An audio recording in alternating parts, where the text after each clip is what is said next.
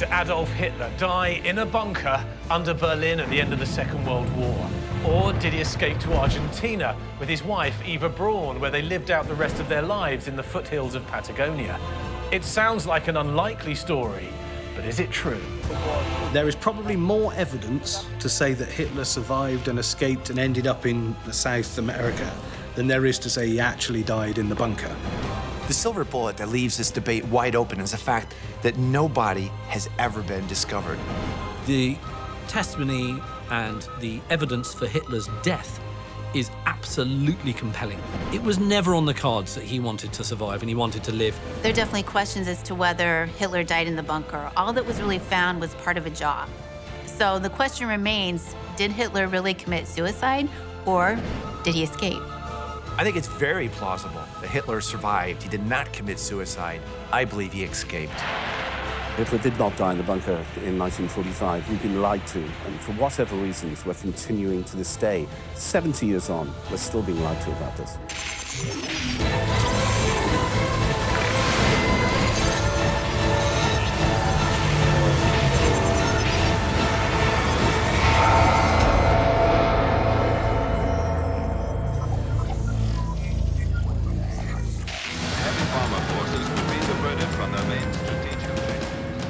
On the night of April the 27th, 1945 in Berlin, fires raged out of control as the intense and savage Russian artillery bombardment crept closer to the center of the Third Reich. Deep in his bunker, the man who had brought such destruction to his country and indeed the world knew that the war was over. The Führer's options were limited. He could allow himself to be captured by the advancing Russians, but the humiliation was unthinkable. He could kill himself, but who could possibly replace him? Or he could try and escape and live to fight another day. Many people believe that he survived. The reason being that no body was ever found. And so basically that left the door wide open for all of the conspiracy theories. If Hitler survived, yes, it's perfectly possible he may have fled to Argentina, but he would have had to have stayed hidden for a number of years in order to achieve that. I think that therefore in the immediate aftermath of the war, I think he probably would have tried to escape either to the Alps, and in which case he may have had a good chance of getting down perhaps to the Middle East. I think this is a man who is extremely determined, and he would have had an exit strategy before he even began. He wouldn't have been in Berlin if he didn't know how he could get out. The Russians themselves thought he escaped, and they're the ones who ended up trying to identify the bodies. There's witnesses that said, we helped him escape. There's pilots that went, well, I flew him out of there. And it's all been ignored because the agreed story is the story that everyone wants to believe. We want to know the war stopped, he died, that was it.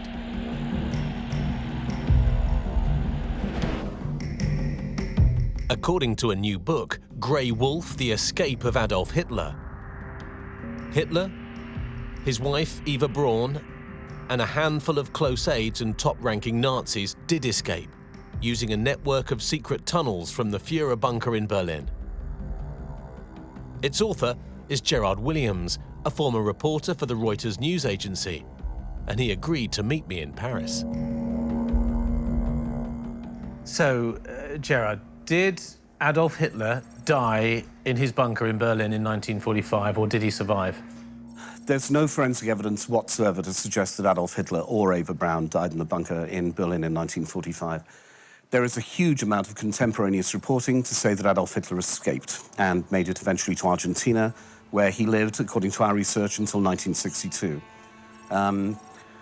People often think that that's complete idiocy, conspiracy theory, whatever. I've been a journalist a very long time, Jamie, and I went back to look at the contemporaneous reporting from organizations like the BBC, the Associated Press, Reuters, all of whom at the time quote Stalin as saying that Hitler has escaped to Spain or Argentina.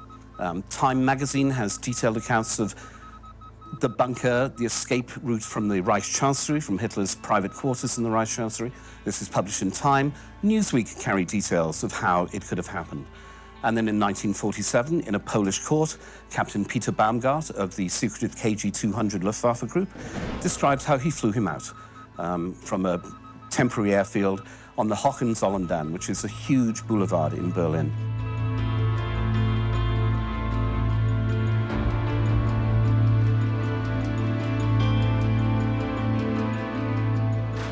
According to Williams, everything was planned down to the very last detail, including even the clothes worn by the body doubles that would eventually pass themselves off as Hitler and Eva's corpses.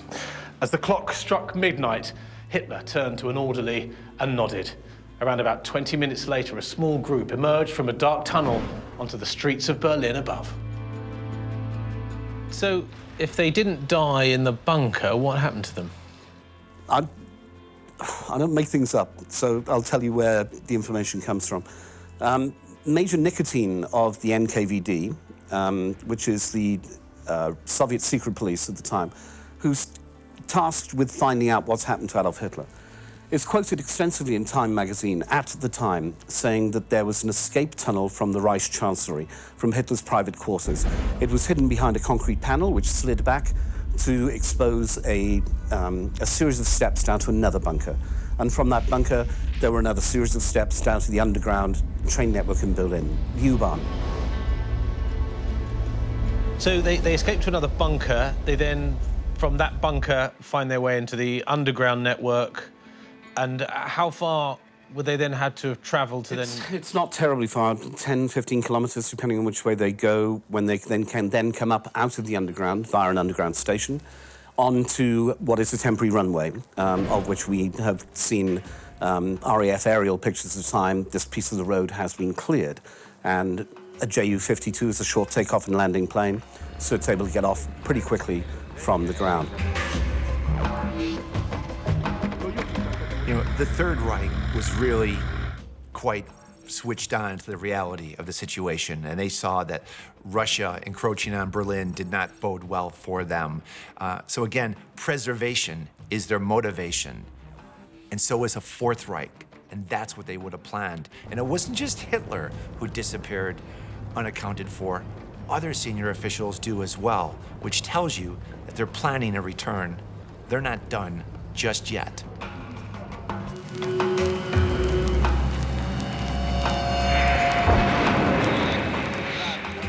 According to Williams, dodging fires and explosions, the small party made its way to the vast Hohenzollern Dam that ran through the center of Berlin. Once a fashionable boulevard, it was now a makeshift runway. And on it sat a Junkers 52 transport aircraft. Its engines being gunned by Captain Peter Baumgart, an experienced Luftwaffe pilot. Hitler and his companions had almost escaped the iron grip of Russia's military assault. But aren't the Russians bombarding the city? The Russians are bombarding part of the city. You have to remember, this is a ground offensive. They're taking houses building by building. Berlin is not a small city, and it's also, there are various rivers running through it and all the rest of it. Large areas of concrete that have to be cleared hand to hand. And it's also being held by some of the most fanatical SS troops in the whole war. Perhaps the weak link here is that there was a plane waiting for him in Berlin that took him to the airport that allowed him to leave Germany. And I say that because there's hundreds of thousands of Russians descending on the city. Would you risk being shot down and not even being able to lift off in the first place? Wouldn't you have a slightly different exit strategy for the first mile? Presumably, the whole of Berlin is a no-fly zone. The Russians wouldn't allow planes to fly across the It's city. pretty much a no-fly zone, except there isn't that much air cover. What air cover there is Sturmovix, which is a Russian ground attack aircraft coming in trying to take out strong points. There's no radar for a start, so you don't know where anything is. The whole of German airspace leaks like a sieve. We're not running combat patrols over every single level of German airspace at that time. Our pilots are shattered. So are the Americans. We're all shattered by this stage. It's very easy to fly an aircraft out of Germany at the end of 1945. There were several plans of escape. One of the most famous ones is that the Nazis would come down through Italy, escape from Italy, head across, sometimes through Spain or the Canary Islands, and on to South America. Another plan was, and you saw a lot of action going on with aeroplanes landing near the building and the bunker and taking people out. One pilot even testified saying he flew Hitler and Eva Braun in a very small aeroplane to Denmark, onto a submarine and down to South America. There actually was a pilot who admitted to flying out Hitler and Eva Braun, as well as some other top generals. And this was publicized in the press, but yet it didn't stick. No one paid attention to it. There must have been plans in place to remove the Führer from the bunker. And Martin Bormann, legend has it, took them out, flew them somewhere, put them in a submarine, sent them to Argentina, to the South Pole, somewhere. Having taken off, Hitler was leaving behind his beloved Germany and heading to a new life. But where exactly was Baumgart taking them? Well, according to Williams' research, that destination was Argentina. So the plane's taken off, it's left Berlin. Where's it headed? It heads first to the Luftwaffe base at Magdeburg. It stops there, I'm not sure why, maybe to refuel. Baumgart doesn't go into details. And from there it flies to Tonda in Denmark, where Hitler is seen to leave the plane by an SS officer on the ground, as well as Captain Baumgart's personal testimony. He hands Baumgart a check, I think, for 20,000 Reichsmarks, which isn't worth the paper it's written on, but it's a nice thank you, I suppose. And then they are flown in another Ju-52, we believe onto Travemünde. It's quite detailed, this flight plan. What evidence, though, is there that they were flown from Berlin to Denmark? The evidence is the evidence given by Captain Peter Baumgart at his trial in Warsaw in 1947. He said that he'd flown Hitler and this party out. He explained the route that he had taken. And we also have another SS officer on the ground at Tonda, wounded, who describes the party arriving and Hitler addressing the wounded soldiers on the ground at the time. We also have Hans Bauer, Hitler's personal pilot, talking about being at Travemünde and making ready things for the final escape. Bauer doesn't go into details in his autobiography, but he does say he was asked to go with them, and he refused because he wanted to stay with his men. But there's obviously a group of senior Nazis leaving from Travemünde. What's really fascinating is the pilot, who is on record after the war of having said that he wasn't part of this SS. He was just the pilot. His job was only to take Hitler, Eva Braun, and a couple of officials out of Germany to Denmark. So why would you make that up? Well, I mean, one of the so-called bits of evidence put out by the authors of this book is that there was a pilot called Baumgart who had flown Hitler out. And there's just a sort of scrap of a news story upon which an entire case is rested. Now, Baumgart, as this news story even says, or a further news story says, you know, needed a psychiatric evaluation. So clearly the man was a fantasist. So no, I think the Baumgart thing, you know, is by no means compelling and can by no means considered evidence by anybody sensible.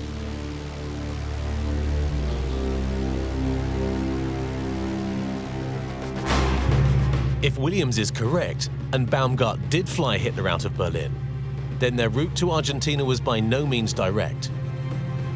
After landing in Denmark, he flew to Spain, where General Franco supplied him with an aircraft to take him to the Canary Islands. From there, the Führer took a submarine to the Argentine coast, where he disembarked some 300 miles south of Buenos Aires. Stalin had said that Hitler had escaped to Spain or Argentina. We know that on Fuerteventura in the Canary Islands, there was a major Nazi intelligence base run by Gustav Winter. It's called Villa Winter.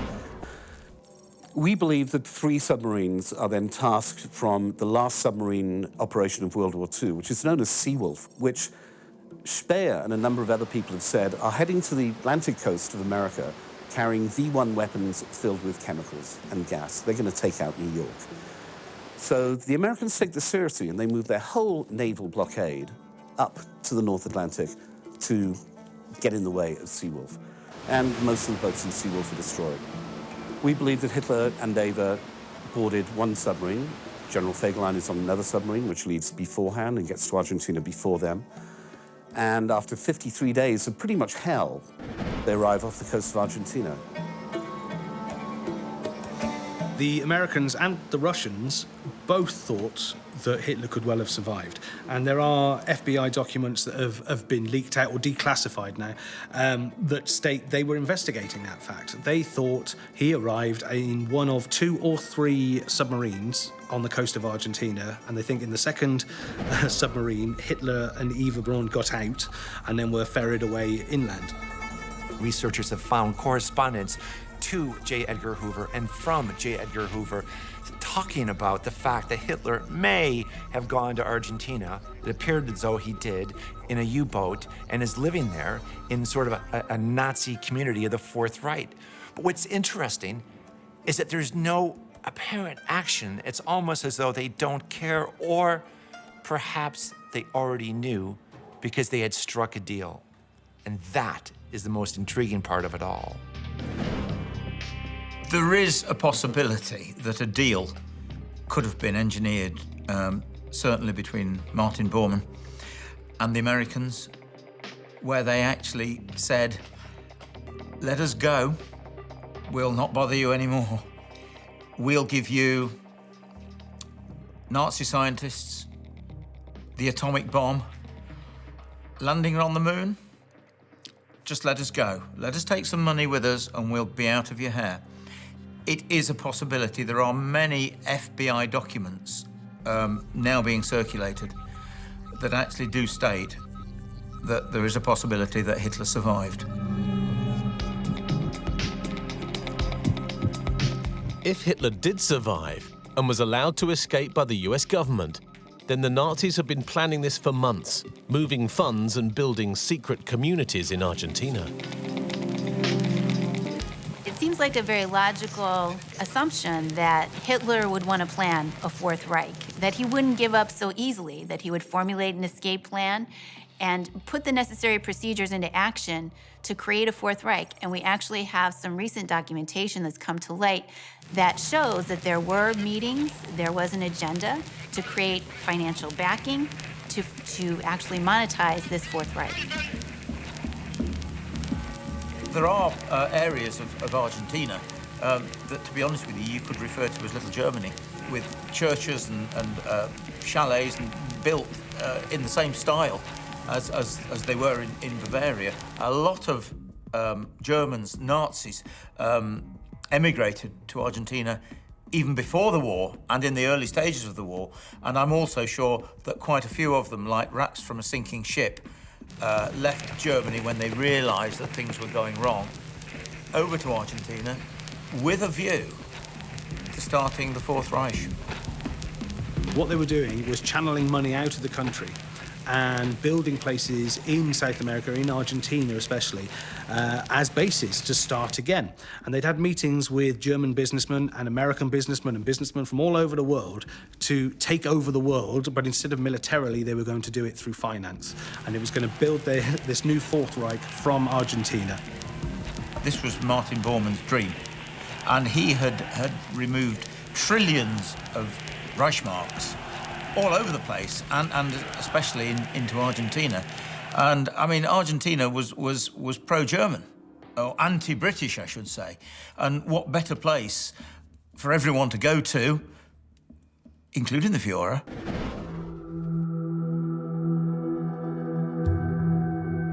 William says that, according to his research, Hitler was essentially played by Martin Bormann and was left out of important meetings and discussions about the Fourth Reich. There's piece after piece after piece which says that he lived in Argentina post-war. What it seems happens is as soon as Martin Bormann arrives in 1947, Bormann realizes that Hitler is no longer of any use to the new Germany. And he is left with his private doctor, who stays with him all the time, and his butler come Batman, come factotum, Pablo Glocknick, who looks like he's a Graf Spee crewman. And the meetings don't happen.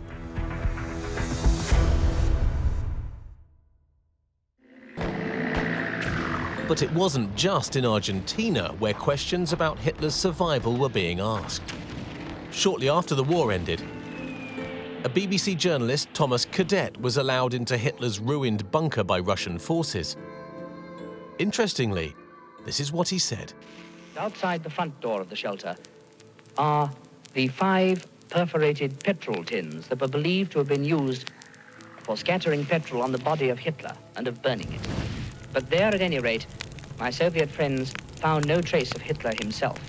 But there was the half-burned body of a man with a lock of black hair on the right-hand side of his face and a little black moustache. And they looked at him more closely, and their doctors came to the conclusion that it was what they call a bad double of Hitler and not Hitler himself. If that is so, then all trace of him has disappeared.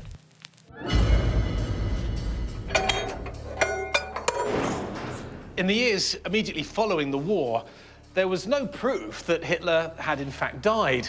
One of the problems that the investigators had was the complete lack of any physical evidence. The skull fragments that the Russians found near the bunker weren't even known to the West until 1968. And by the time they came round to doing any DNA testing on the bones, it was discovered that they did in fact belong to a woman. The most important thing in an investigation is the body, to some extent. Now, the BBC get invited into a bunker by the Russians and say, come and have a look, we've blown it up, there's nobody here now. And they go in, and there was literally nobody there. So when the Russians are asked to produce a body, they go, well, we haven't got one, we took it away, we've buried it somewhere else. Now, in the 70s, they claimed that they dug it up and destroyed it and cremated it, but they kept some skull fragments, which were then later tested and proved to be from a woman who was under 40 years old. So there's still no evidence of a dead body anywhere. There's no witnesses to that dead body. Hitler and Eva Braun's body were never found, and the fact that only a fragment of a jawbone was found leaves the door open that perhaps they would have formulated an escape plan. And wouldn't it be a smart thing to do rather than suicide? If you could get away, wouldn't you go ahead and try to do that? If Hitler did escape, then he escaped without his jaw and his teeth, because these were found. And they were found to match Hitler's dental records. And as a result, that's, to me, utterly compelling. So this idea that there's no physical evidence for Hitler's body is pure junk. And of course, naturally, a conspiracist will say, well, they're not really Hitler's teeth, they're somebody else's. This is all confused, of course, with bits of skull fragment that were found near the body that have proven to be that of a woman and not Hitler. But the teeth, for me, it's utterly compelling. And, having spoken to fellow historians about this, the world's at one about this, but there are these sort of outliers who think that somehow they're not his. In fact, in the immediate aftermath of the war, British and US intelligence services received countless reports suggesting the former Nazi leader had been spotted alive and at large, giving people added ammunition to the claim that Hitler didn't die in the bunker. In September 1945, it was claimed that Hitler and his closest advisor and confidant, Martin Bormann, had boarded a luxury yacht in Hamburg and had sailed to a secret island off the coast of Schleswig-Holstein. And in December, the Americans were reliably informed that Hitler had boarded a submarine off the island of Majorca, where he'd been living in a hotel with a group of nuclear scientists. There are numerous eyewitnesses' accounts of people, waiters, porters, all sorts of people, that say they have seen Hitler. Also Eva Braun, his children, and even Blondie, his Alsatian dog. One of the Argentine generals, who's very grateful for the Nazis' help, says in the national newspaper, our friends from Germany are safe. Doesn't mention their names, but he says our friends from Germany are safe. There are reports back to the FBI that Hitler has been seen. Hoover believes them and files them. There's a report which I've recently been given to the head of naval intelligence in the US that the Vatican legate in Argentina has been told by a very believable source that Hitler is there and that the White House know. One guy who contacted me, Roberto Brun, was a waiter in a sort of private naval military dining room in Buenos Aires in the 50s. And Roberto describes in some detail how Hitler and Eva Braun, on 2 occasions, he saw them there. You're looking like you feel the power in him. Black hair with little touches of white, skin face, no mustache. I see the person baggy eyes and looking very tired. He look like me now, difficult to walk, difficult. I feel the guy feeling depression.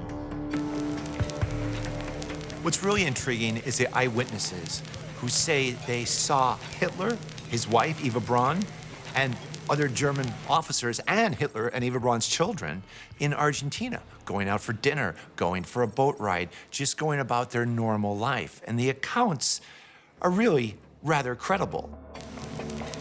There is so much nonsense about this story, and there are people in these countries who are happy to peddle that nonsense to credulous researchers. I wrote a book about how the Nazis escaped. I went to Paraguay to look at the theories behind Martin Bormann. And, you know, you turn up to a cemetery in Ita in Paraguay, there's an old lady out the gate who'll say, Martin's tomb is that way. Or she'll go, Martin's tomb is that way the next day. It's just a massive disinformation and fraudsters, essentially.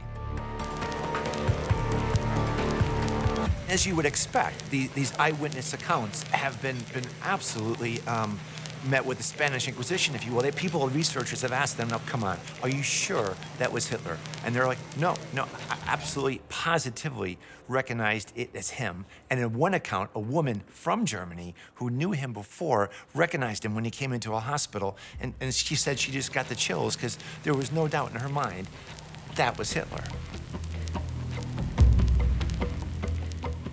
The notion that Hitler escaped from his Berlin bunker has held conspiracy theorists in thrall since the war ended. To most, such a story sounds like utter fantasy. But tens of thousands of Nazis escaped after the war, including the notorious Adolf Eichmann and Joseph Mengele. Is it not possible that Hitler also escaped with them? It would seem acceptable that you and I could leave Europe and start a new life in South America. Mm-hmm. Is it not inconceivable that the most familiar face on the planet could live out the rest of his life without being noticed or photographed or recorded in some way? Jamie, I quite agree with you. There are photographs, allegedly, of Adolf Hitler in Argentina and in Colombia. The CIA have one of him in Colombia. I have one of him, allegedly, in Misiones province, in Oberá. There are FBI reports from what seems to be people that Hoover actually believes are telling the truth. Lots of FBI reports of Hitler's presence in Argentina post-war. You will see as you go through the newspapers and magazines of the day, there are constantly reports of Hitler being in Argentina and people saying, we have seen Hitler here, we have seen him there. Now, it's a bit like hiding in plain sight, because the people they're hiding amongst, or the people who they visit and go to see, are oath-bound members of the Nazi Party. Most of the eyewitnesses who say they saw Hitler were working for or working in places that were very Nazi-friendly. You've got hotels run by people who funded the Nazi Party, who were personal friends of Hitler and high-up Nazis. You've got farmland that was owned by people who were Nazi sympathizers. So the witnesses are in the right place, if that makes sense. You know, if they're going to see him, that's where they're going to see him. And a lot of them didn't come forward till years later. They've got no financial gain by saying anything. They're not trying to sell a book or a film or anything like that. There's no reason for them to say it. But there are so many witnesses in certain areas that say they saw it. Hitler and other Allied leaders always had an escape plan, multiple escape plans. That's a fact. So it's not implausible that even in the latter days of the war, he would have had still multiple escape plans to get out, to find another way to create the Fourth Reich. Why wouldn't that be part of his actual planning? Why would he commit suicide and just, give up on everything that he had created? Gerard agreed to show me some of the evidence he's uncovered that he says proves Hitler did in fact escape. You can see here, Jamie, on the computer that well, there's 1,300 documents I brought to show you today out of thousands of documents that we've amassed in our research. This one, for me, was one of the most important. This is Time magazine, Monday, the May 28th, 1945, 70 years ago. And, you know, the lead line is a team of Soviet detectives conducted last week that if Adolf Hitler was dead, he'd not died in the ruins of the Reichschancellery. And then it goes on in detail about the escape tunnel away from Hitler's private quarters. So there would have been journalists at the... Yeah, at the BBC's Thomas Cadet is embedded, we'd call it now, with these people. with the Russians going in. with the Russians going in to take the bunker. You know, it'll say things like... There's so much detail in this, isn't there? Completely. Under cross-examination, Germans who'd told of Hitler's death twisted their stories, clashed in detail, finally admitted that no one had seen the Führer die. Finally, the tale told by a member of Hitler's personal bodyguard catalysed the conflicting stories. The bodyguard, an SS Untergruppenführer, last saw Hitler on April the 27th in his personal room in the Chancellery.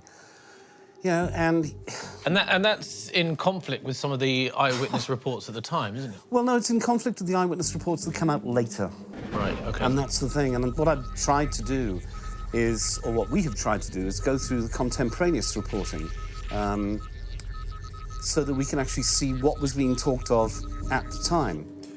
And for me, it's not just one thing. I mean, you have Time magazine reporting what the Russians said, and then in 1947, you have Peter Baumgart, and it's just reported by the Associated Press out of Poland, that Captain Peter Baumgart, a 32-year-old former German Air Force pilot, told a district court Wednesday that he flew Adolf Hitler to Denmark shortly before the fall of Berlin.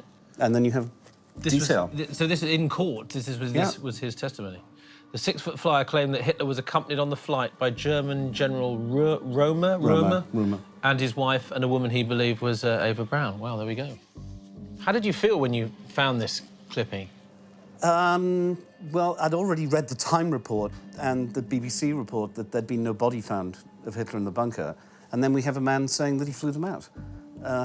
It's not a question of putting 2 and 2 together to make 5. Sure. You suddenly have a whole series of events that are fitting in better than no body, no eyewitnesses, people changing their stories and everything else. And then you get Baumgart sentenced in Poland.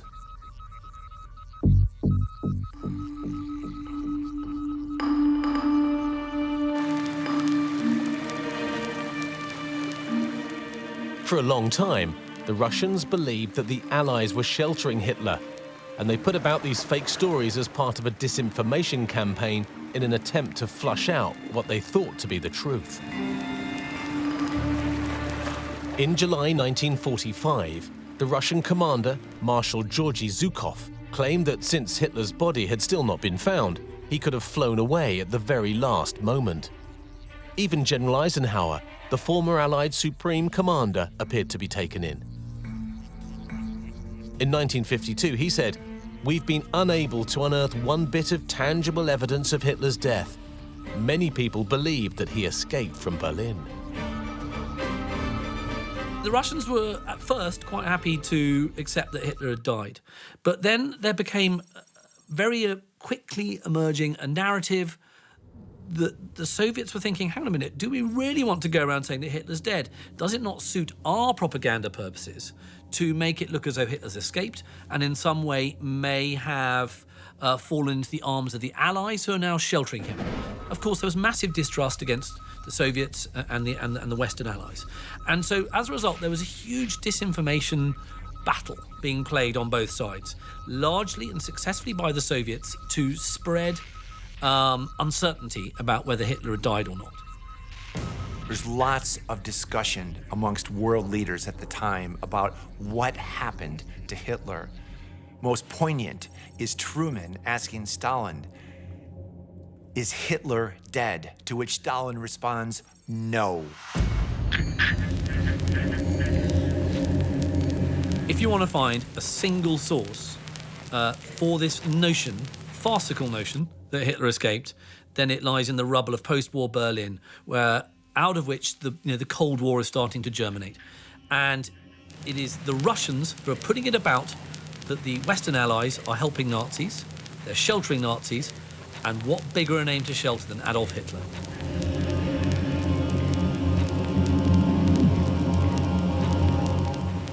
the end of the war, former MI6 officer and historian Hugh Trevor Roper was commissioned to investigate Hitler's death.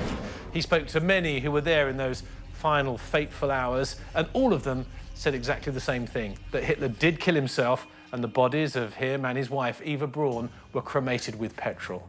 Williams, however, believes that those bodies were in fact lookalikes. It's not a huge leap in logic to think that a double went in for Eva Braun and for Hitler. It would have been a quite logical thing to do, in fact, and it would have been commonly done.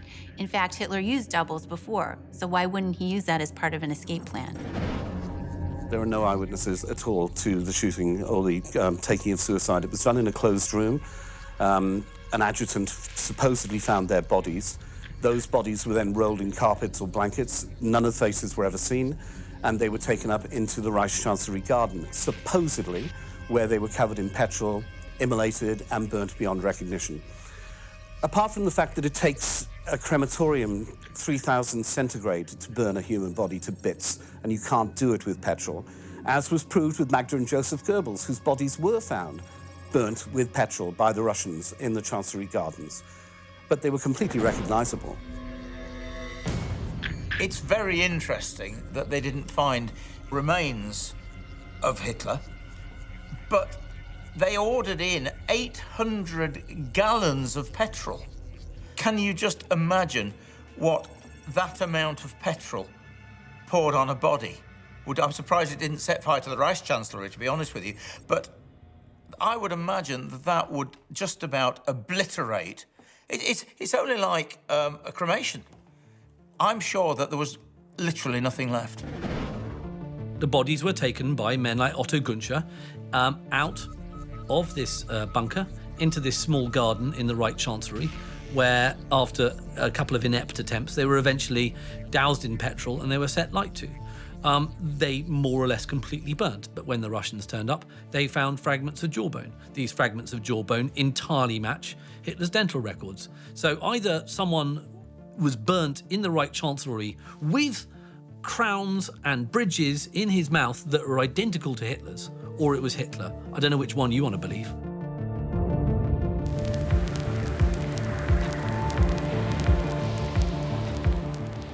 Most historians balk at the idea of Hitler and Eva Braun escaping from the bunker. They say that they committed suicide in Berlin in the final days of the war, perhaps even the final hours.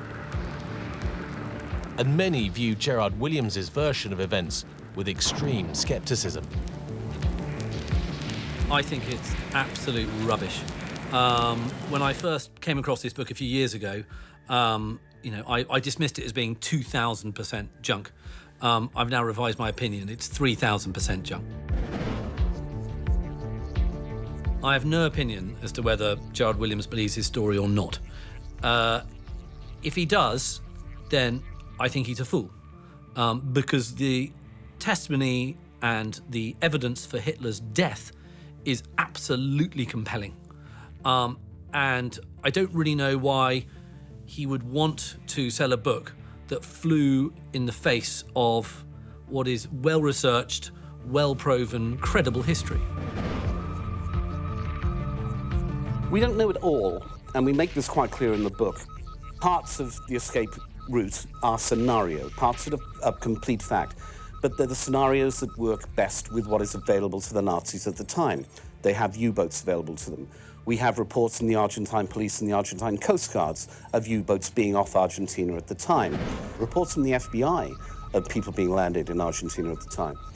So although it's impossible to say exactly that, yes, they came on Group Seawolf on these U-boats, we know that the Americans said those U-boats were sunk, and we know they weren't sunk.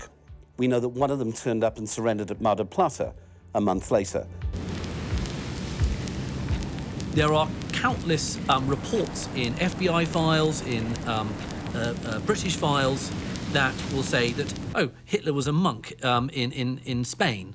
Hitler has been seen in the Canary Islands. Hitler's been seen landing in a U-boat, yawn that old one. Hitler's been seen in Greenland.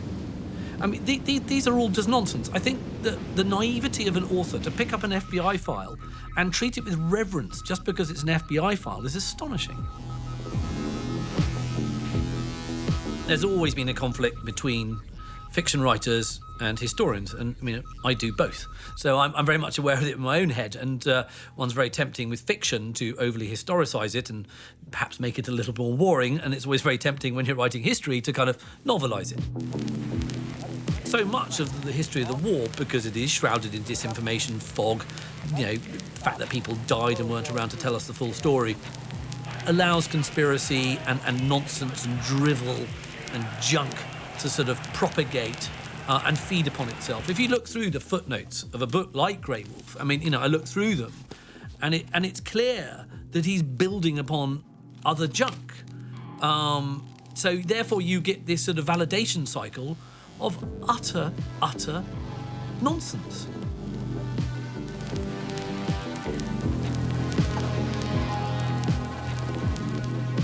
If it's true that he actually went there, Hitler would never again set foot outside of Argentina. And though his dreams of a new Reich would never be fulfilled, he might at least have found some form of domestic happiness with Eva Braun, with whom he had 2 daughters.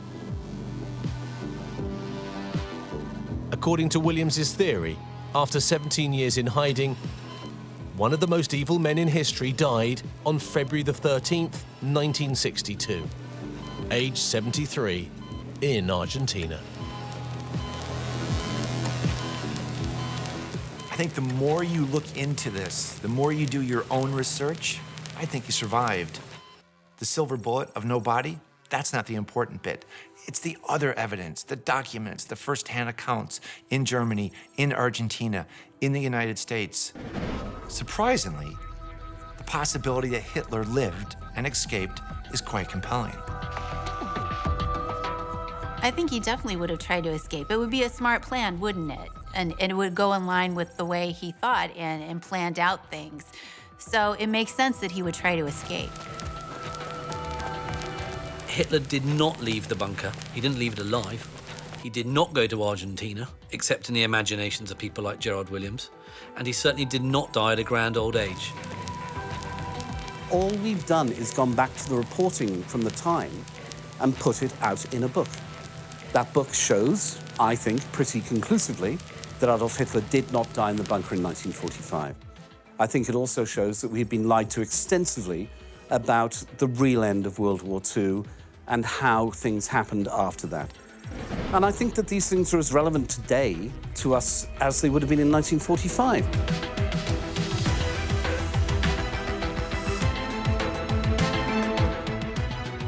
It is one of the great mysteries of the last century.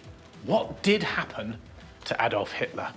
Most historians agree that he killed himself at the end of the Second World War and his body was burnt to avoid any relics. But of course, without any remains, there is no conclusive proof. So, maybe he did plan and execute one final daring mission and escape to Argentina. I'll see you next time.